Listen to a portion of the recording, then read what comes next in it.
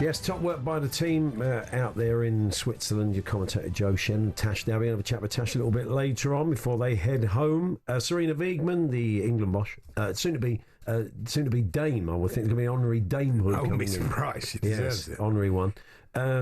So yeah, she's won the last 3 women's Euros with the Netherlands and of course with England. She told talkSPORT how proud she is of the team achievements. Well, the emotions are that I actually still can't believe it, that we did it again, and yeah, I'm happy. I think it still has to sink in. I'm really proud of the team and the staff, how we have done this together and how much work we have put in this. And yes, that you can just see that on the pitch. Where necessary, we'll fight. I think moments of the game we played really well. You know, they're very good on the ball, so of course they're going to challenge us in defense. But how we got through and then winning it with penalties, with Chloe the last one, yeah, it's an unbelievable scenario. You didn't doubt for a second Chloe Kelly was going to score that, though. You would have put your house on it, wouldn't you, really, the way she's been taking penalties. Sure. And so she did miss one in the last game, so... Yeah. Lianne Sanderson joins us now. She was at the Box Park for talkSPORT last night, and fantastic atmosphere from what we could hear. Hi, Lianne. Hello, guys. You all right? Good, thank you. It sounded like the next best place to be, really, if you weren't going to be in the stadium last night. It sounded amazing. Oh, yeah, it was incredible. We did a preview show there, me, Perry Groves and Ollie Klink, and it was really good. And then Oasis was the night before, so they had to clear all that out and get the Lionesses fans in, and it was incredible. They were giving out bucket hats outside, T-shirts.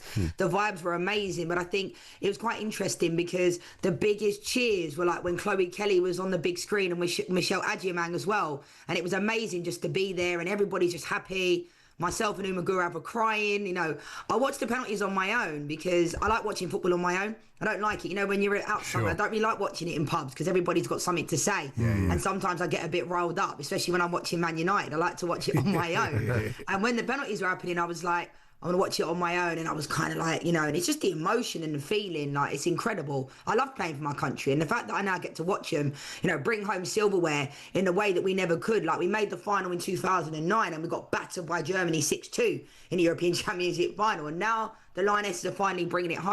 I mean, Hannah Hampton was brilliant, but for a team that's so technically brilliant, I was surprised how poor their penalties were. Yeah, it's been a weird tournament for penalties, hasn't it? You know, we read out a stat on air the other day, like 50% of the penalties have been missed, and that's been in normal game time as well. I mean, Mariana Caldente has now missed 2 in this tournament. She doesn't miss for Arsenal. I think she's taken 10 or 11 this year and scored every single one. So, you know, Bonmati missed, best player in the world. So, and Serena Wiegman actually spoke before the game about the fact that they've not actually been practicing penalties, which I was quite surprised that they admitted that, because, you know, some people have different opinions. I don't think penalties are luck. I do believe in repetition, but I don't think you can ever recreate, like, you know, Chloe Kelly stepping up in the European Championship final to win the European Championship. You can't recreate that in training with your teammates. No, you can't. Serena Wiegman, we should have a word for her. I mean, she really is brilliant, isn't she? I mean, people, you know, Emma Hayes thought Russo was withdrawn too early. You can argue whether she was or she wasn't, but I thought how she treated Jess Carter was so interesting. Left her out, and when she picked her for the final, you're thinking, hello? That's a bit strange because her form hasn't been great, and emotionally she's obviously had problems as well, understandably. But no, she picked her for the final, and she played really well, didn't she? Yeah, fair play to Jess, because, you know, what she's been through the last couple of weeks is an absolute disgrace. I've spoken about it a number of times. Then to be thrown in again after, like you say, Andy, having a poor tournament, be thrown in at the final, going up against some of the best front line in the world. She was one of our best players. And I think the mental toughness that you have to play for your country anyway, the pressure that comes with it. And, you know, we've wanted the women's game to be at this point where people are critiquing it and there is that pressure, but there was already pressure playing for your country. You know, not many people get the honour to do that. And the fact that Jess got to do that yesterday, and the way she played was incredible. I was a bit worried before the game that on our left-hand side, Alex Greenwood and Jess Carter, due to the lack of pace in those areas, but we were fantastic. I thought Spain were way off it, like they were against Germany and Switzerland, taking nothing away from the Lionesses, but they were nowhere near it. And, you know, you can never write this team off. And you're right, Andy, like Serena Wiegman, I always say I wish she was my manager when I was there, because the open and honest communication is something that's been lacking from the women's game since I was playing, since when I was younger. And the fact that Serena Wiegman, very blunt, as I always say, Dutch culture is very blunt and honest, and I love it. And very calm at different points. You know, she could have been emotional about it, but she kept a level head. She probably kept them all very level-headed. And I wonder if it's sweeter, really, winning it this way, because it was hard fought.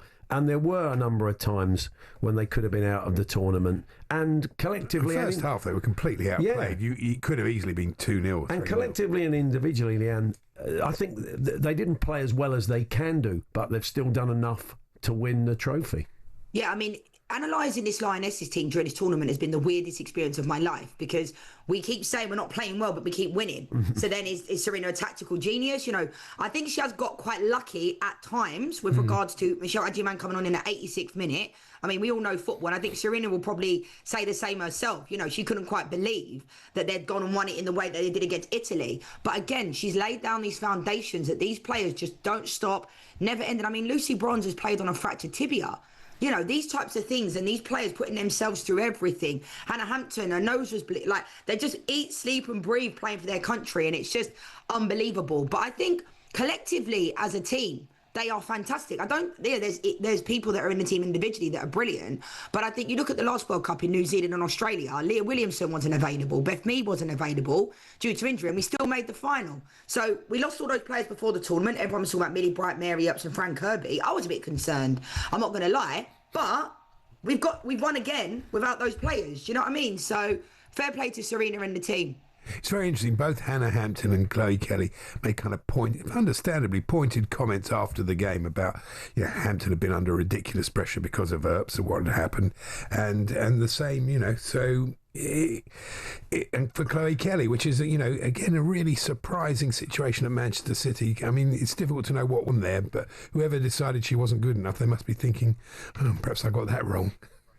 Yeah, definitely. I mean, I know Chloe Kelly really well. She's former teammate of mine, top person. I know her husband, her family, and they're great people. And I'm just delighted because I know she was looking to take, you know, a break from football when she was at Man City due to how she was feeling mentally. And Chloe's a top person. And look how she's ended her season, winning the Champions League, moving to Arsenal, and now winning the European Championship again and being the match winner. Like, she deserves everything and more. I'm going to be at that parade tomorrow at Trafalgar Square, and I cannot wait. Brilliant. Fantastic. Good stuff, Liam. We'll catch up with you soon. Thanks very much. Nice one, guys. See you later. Lianne Sanderson there, former England forward on the Lionesses. Victory, and Natasha Dowie's going to join us a little bit later on.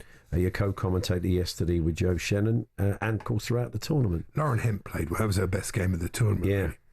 Yeah, no, some great performances. Yeah, they really were. And as we said, look, bodes well for the World Cup, which isn't that far away. It's Paul Hawksby and Andy Jacobs here on talkSPORT, getting quite a lot of famous ancestors in.